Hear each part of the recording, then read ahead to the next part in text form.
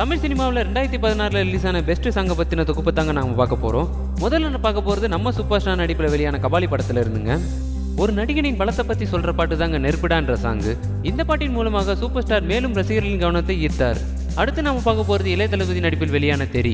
ஜித்து ஜில்லாடி பாட்டின் மூலமாக மேலும் ரசிகர்களின் கவனத்தை தனக்குரிய பாணியிலே ஈர்த்தார் நம்ம இளைய தளபதி. நீண்ட இடைவெளிக்கு பிறகு தமிழில் நடித்த நம்ம பிரபுதேவா டான்ஸில் ஐ எம் பேக் என்று சொல்லும் அளவுக்கு ரீஎன்ட்ரி கொடுத்த பாட்டு தாங்க தேவி படத்தின் சல்மார். முழுக்க முழுக்க அரசியல் பின்னணியில் தனுஷ் நடித்த படம் தாங்க கொடி.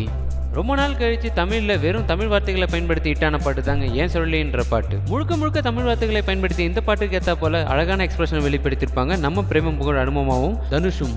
நீண்ட இடைவெளிக்கு பின் சேதுபதி என்ற படத்தில் இணைந்த ஜோடி தாங்க விஜய் சேதுபதி ரம்யா நபிசன். இந்த படத்தில் வெளியான கொஞ்சம் பேசிட வேணாம் பாடல் கணவன் மனைவிக்குள்ளான காதலை ரொம்ப அழகாகவே வெளிப்படுத்தியிருப்பாங்க நம்ம ரம்யா நபிசனும் விஜய் சேதுபதியும். அடுத்து நம்ம பார்க்க போகிறது இந்த வருஷத்தில் தமிழ் சினிமாவில் யூடியூப் சேனலில் மட்டும் 2 மில்லியன் வியூஸுக்கு மேலே போய் பிரபலமான நம்ம எஸ்டிஆர் நடிப்பில் வெளிவந்து தள்ளி போகாத பாட்டு தாங்க.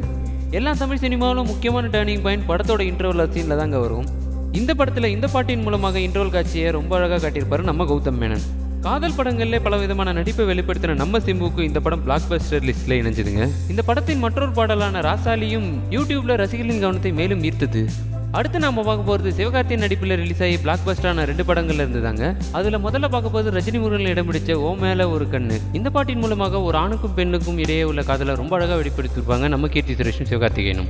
அடுத்து நம்ம பார்க்க போகிறது ரெமோ படத்துல இருந்து செஞ்சிட்டாலே என்ற சாங் தாங்க. ஒரு வாலிபன் தனக்கான லட்சியத்தோட வாழ்ந்துட்டு இருக்கும் போது ஒரு பெண்ணை பார்த்தோன்னு காதல் வயப்படுறாங்க.